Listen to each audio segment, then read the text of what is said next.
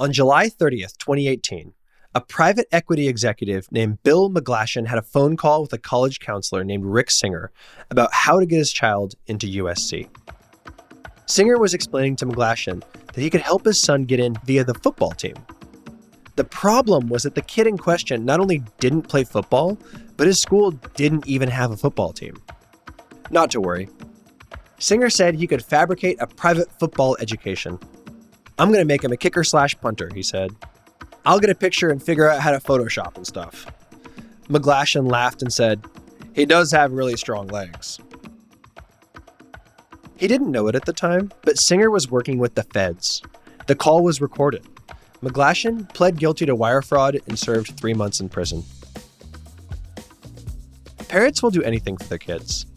They'll move to the suburbs, take on lucrative, soul-eroding jobs, and pretend not to be annoyed that their child has made friends with someone who has the most annoying parents on earth. For the plurality of American families, especially the wealthy ones, the point of all this sacrifice is to get your kid into college. The rest is up to them. But what if they can't get in? If parents accept the series of cascading premises that the only path to the upper tier of American life is via its elite institutions, then their kid failing to get into their college of choice is an almost existential worry.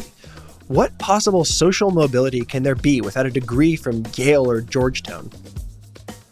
Maybe you've seen stories about declining admission rates at elite U.S. colleges, or heard the weepy testimonials from teens with perfect GPAs and test scores who are nonetheless rejected from every Ivy League school. Valedictorian, 35 on the ACT, and a spike where I won several prestigious awards. I was everything an Ivy League wanted, or so it seemed. These stories resonate because they pluck at the fear that all that sacrifice will be for nothing.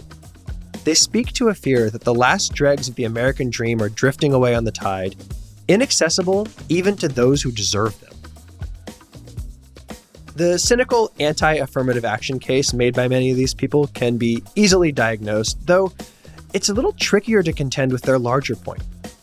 Can you still trick yourself into believing in the myth of meritocratic advancement?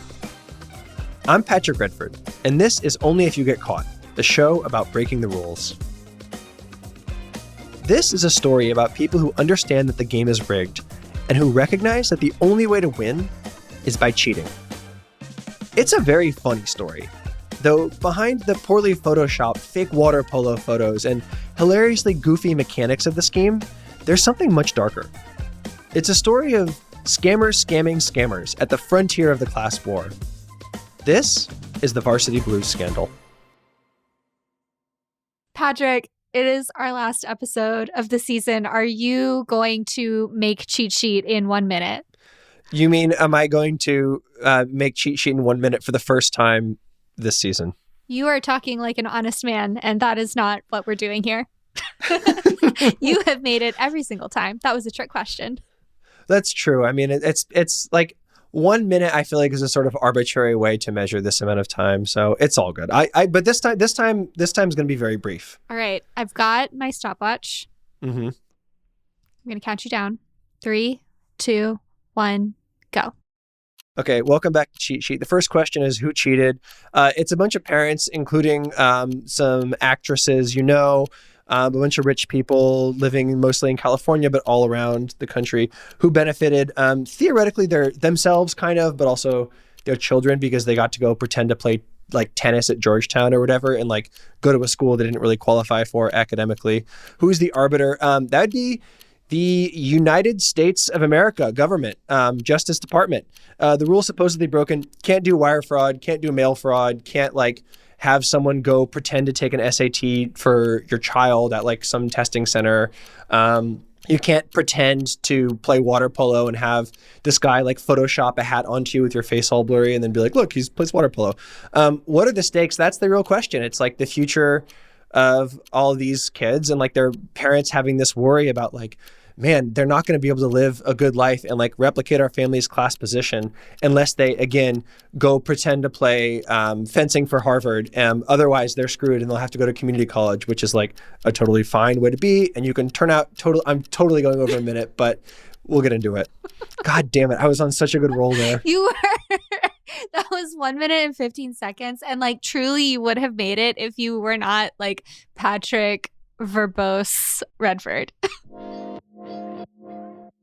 After graduating from Trinity University in 1986, William Rick Singer started working as a basketball coach and college counselor in Sacramento. He founded a company called Future Stars, where he charged $1,200 for test prep courses and personal essay editing.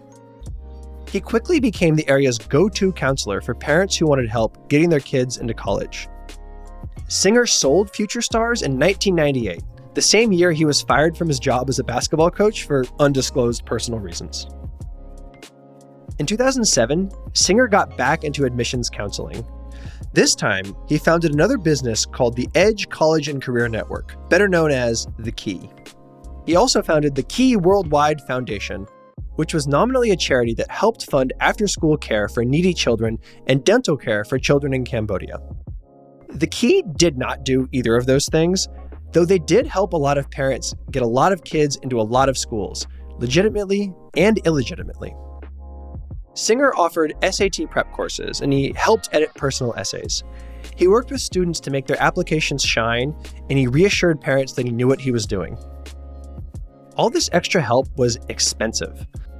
A college admissions package could cost up to $12,000. But the logic of paying for Singer's services makes sense. The admissions process is daunting and opaque. From the parents' perspectives, a college education is an investment in their kids' future.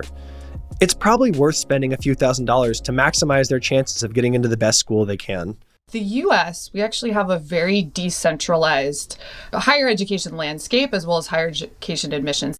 This is Kirsten Hextrum, an associate professor at Oregon State University and the author of Special Admission: How College Sports Recruitment Favors White Suburban Athletes. So many of the countries in Europe who the U.S. based our admission system on originally, it's highly centralized. There might be, exams that you take at the secondary level to get in. There's more transparency on how that works. But ours are really left up to the individual institution and or possibly the state if there are state level rules and regulations. The history here is fascinating. Both the costs and benefits of higher education have shifted over the past few decades. For a long time, paying tens of thousands of dollars for a college counselor was neither necessary nor possible. What we saw in the 20th century, the mid-20th century, a massive expansion and access of higher education. This is through transformation of state and federal investments. At the same time, we're also going through a civil rights revolution and saying that, for over, 200 years, the colleges that existed, many of which were private universities, had barred entry to anyone that wasn't, white, elite, male, often Protestant, highly, highly narrow and selective. And so you have two things happening, which is you all of a sudden have an opening up of access and opportunity to higher education to people who'd been historically denied. And you also have lots of money flowing into the system to open up new universities. We do see an expansion of access, but what we also see is an expansion of that notion of prestige and selectivity with universities. So what already was there always has been kind of this arbitrary ranking of universities with schools like Harvard, often occupying the top echelon there. Getting into those become harder and harder and harder. If your goal is simply to get your kid into college, you probably don't need Rick Singer. But if you want to get them into an elite college, Singer could make the difference, especially if they're actually just average. This is the market inefficiency Singer's scheme was designed to exploit. Parents of great means, willing to do whatever it took to ensure their underachieving kids could replicate their class position. And exploit it he did. We're learning explosive new details about the largest college admission scam prosecuted by the Department of Justice ever. Prosecutors say 50 people are being charged nationwide in connection with a $25 million cheating scheme designed to get students into elite universities. On March 12, 2019, Singer pleaded guilty to 4 criminal charges, including racketeering and money laundering. 33 parents, including 2 famous actresses, nearly a dozen college administrators and coaches, and several of Singer's associates were also arrested and charged, most with some form of mail fraud. In an affidavit filed in support of the charges, the FBI revealed that Singer had been collaborating with them for 6 months, helping them roll up nearly 3 dozen of the parents he'd worked with over the past 8 years. Prosecutors said it was the largest college admissions fraud case in U.S. history. They called it Operation Varsity Blues. So, here's how the scam worked. Singer offered two distinct services. He would either help the students cheat on standardized tests, which would run you between $15,000 and $75,000, or he would bribe college coaches to get them to pretend to recruit a client's kid, which cost a couple $100,000. As he said in a conversation recorded by the feds, what he offered was certainty. They want guarantees. They want this thing done. They don't want to be messing around, and they want in at certain schools. So I did what I would call side doors, he said. That terminology is important because he distinguishes his method not only from the front door, which is getting in legitimately, but also the back door. So the front door, which would be what we all understand to be admissions, which is a student clicks on an application to a university, fills it out, sends it in with no kind of bias, support, favors, what have you. The back door is the legacy admission. So this is an acknowledgement that most private universities that you get some kind of tip, bonus, extra points for being either child of someone who went there or connected to a donor. And so you're seeing, again, benefits in the 40s, 50s, 60% given to people that fall in those categories. They also had the Harvard numbers for athletes that are upwards of 80, almost 90% admission advantage. So athletes way surpass the legacy and donor. Hence why Singer said, hey, you can give, $100 million to Harvard. There's still no guarantee that your son or daughter is going to get in. That's still the back door.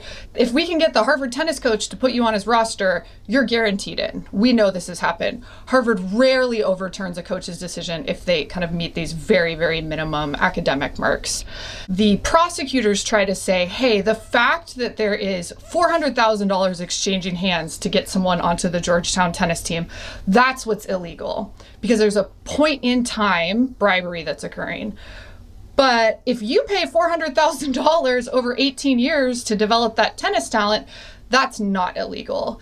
Why is it that someone or a family or a community with that level of money is able to spend that over a kid's lifetime, and that's not seen as unfair? That's actually seen as the right thing to do, to use your already advantage to get more advantage in society.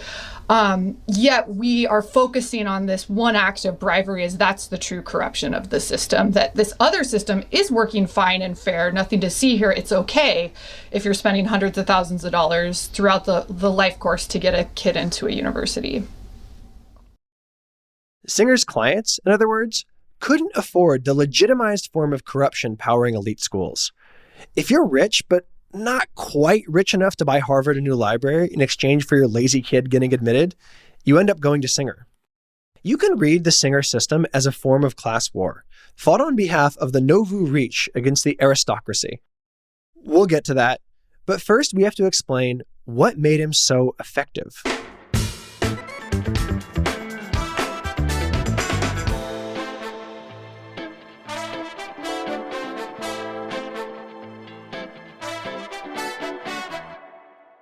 If you're enjoying this episode of Only If You Get Caught and you're wondering how you can support us, the best way to help the show is a 5-star rating and review wherever you're listening right now.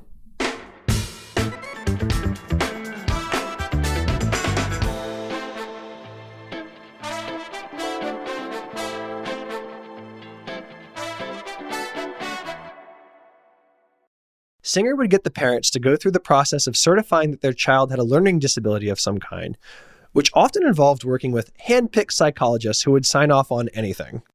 He literally told one client that her daughter needed to be stupid when the evaluation happened. This system gave the kids the ability to take the test with extended time, and crucially, do so in specific test centers that he controlled. One was in LA and one was in Houston, and clients flew in from all around the country. Once there, it would go one of three ways. Sometimes his hand-picked proctors would simply give the students the answers. Other times, the students didn't even know what was going on. Singer's people would either take the test themselves or correct the test afterwards. And that is something that we've heard about. I think people know that this could be a possibility. There's supposed to be all these safeguards around it.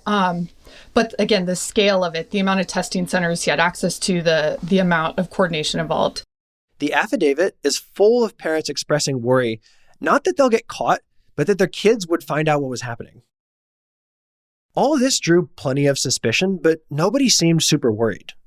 Some parents complained to Singer that the test scores were too high, with one worrying that their kid, who previously scored a 20 on the ACT, would have to explain how they got up into the 30s.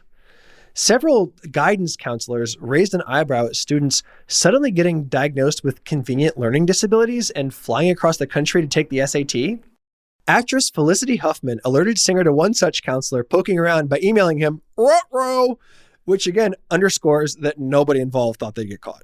The other part, which is the part that I think got more attention and is most interesting with my work, is what he called the side door admissions plot. This was more elaborate and far riskier. And this was posing his clients as fake athletes to get admission into universities. And again, as the details came out, this also was very salacious because we're finding out that he's photoshopping images, just creating things that are very tantalizing and tactile that you can show in news events. Singer had several college coaches and administrators on his payroll. He had the tennis coaches at Georgetown in Texas, UCLA's men's soccer coach, 4 separate people at USC, and the Yale women's soccer coach. He would prompt parents to create an athletic profile for their kids, which he could help out on via, quote, Photoshop and stuff. For example, one client's kid was a lacrosse player, and he really wanted to go to USC. Problem was, USC doesn't have a D1 lacrosse team, so they settled on football. A couple more problems. USC's football team is famously one of the best in the country, and the kid in question went to a school that didn't even have a football team. Singer was like, "No problem, I'll just bribe my friend who runs a kicking camp." He'd casually brag about turning a kid into a long snapper. It's striking how whimsical everyone was while committing federal crimes. You can see it in the emails. A parent of a supposed USC beach volleyball recruit called the sport sand volleyball. Another was worried that people would be suspicious when they found out her 5'5" son was supposed to be going to school on a basketball scholarship. Several parents had to ask Singer to remind them what sport their child was supposed to be playing.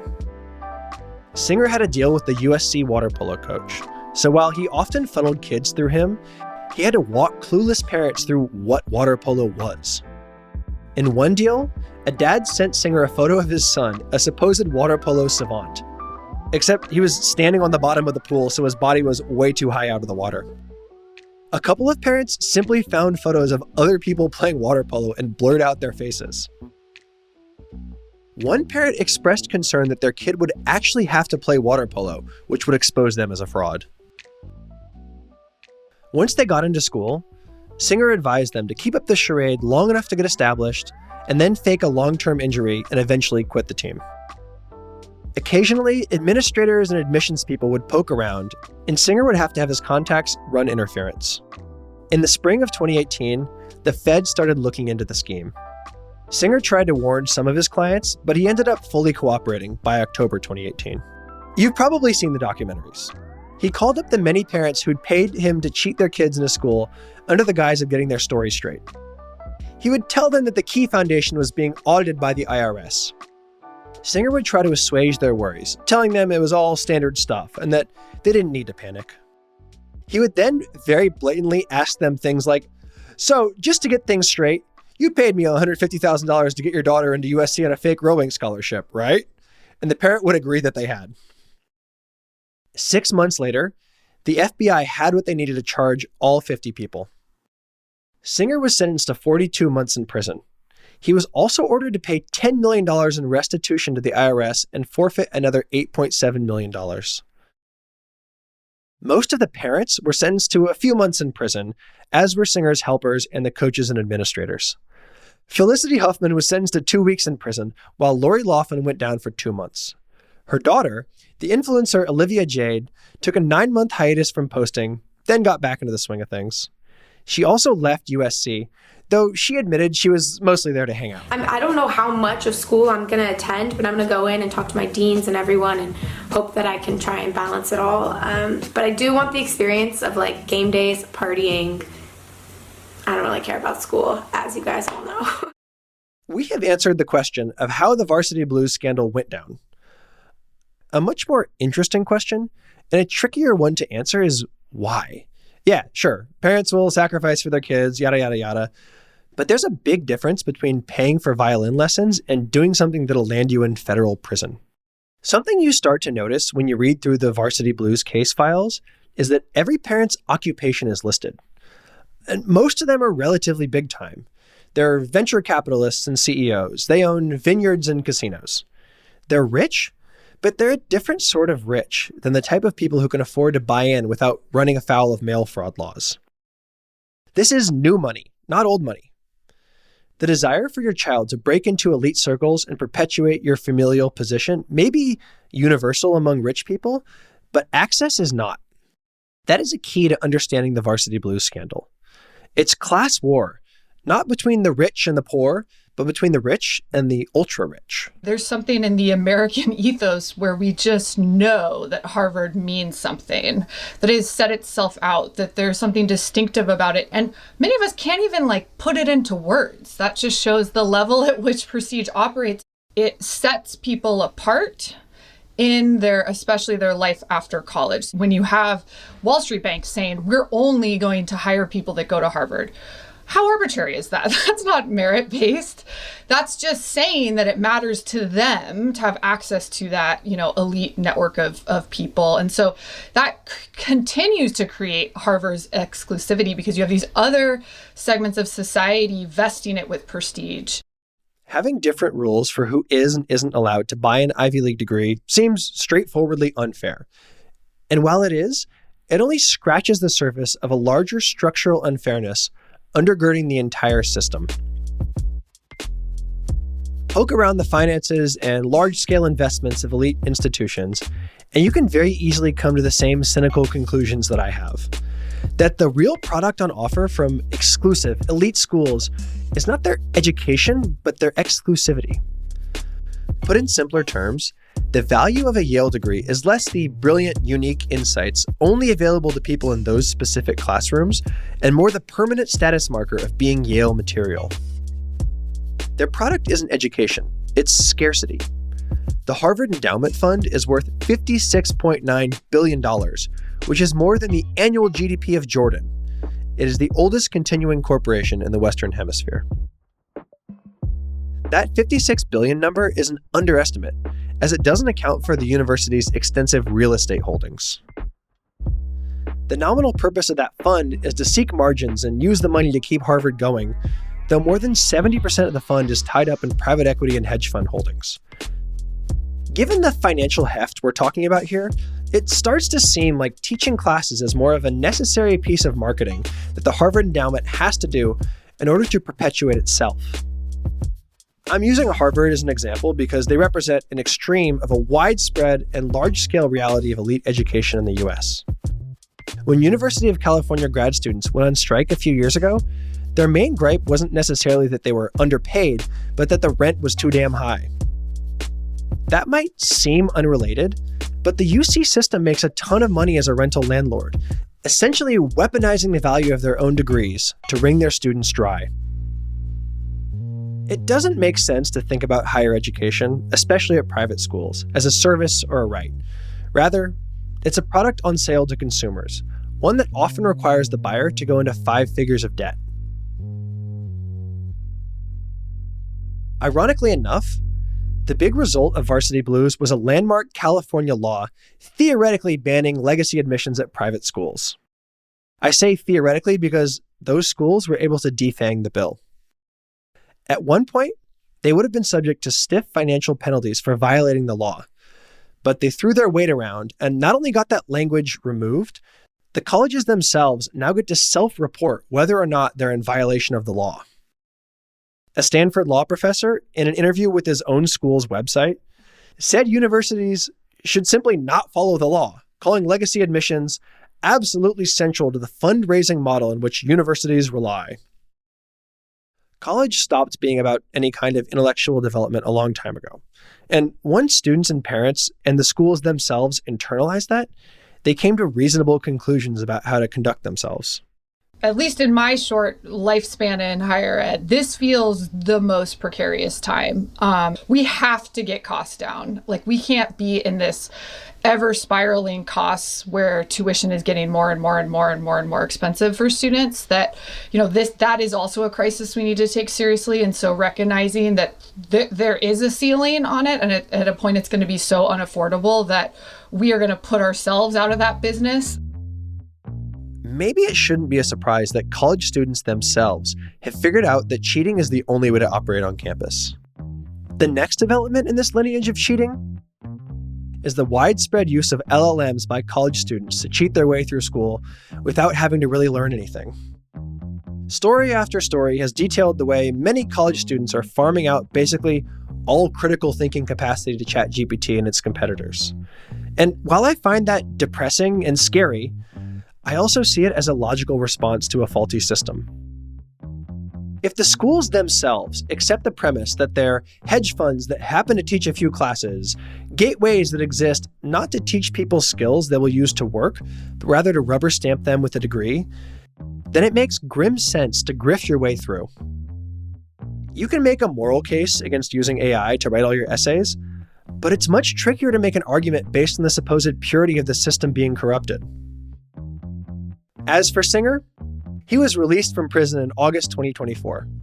Shortly afterwards, he founded ID Future Stars, which offers a hands-on and personalized approach to college admissions counseling. Only If You Get Caught is written and hosted by me, Patrick Redford. It's produced by Alex Sujong Laughlin, with production support from Jay Toll Vieira. Editorial support from Tom Lay and Audrey Martovich. Justin Ellis is Defector's projects editor. Mixing by Samantha Gatzik. Show art by Jim Cook. Jasper Wang and Sean Kuhn are Defector's business guys. Thank you to the Defector staff. Defector Media is a collectively owned, subscriber-based media company. Only If You Get Caught is a proud member of Radiotopia.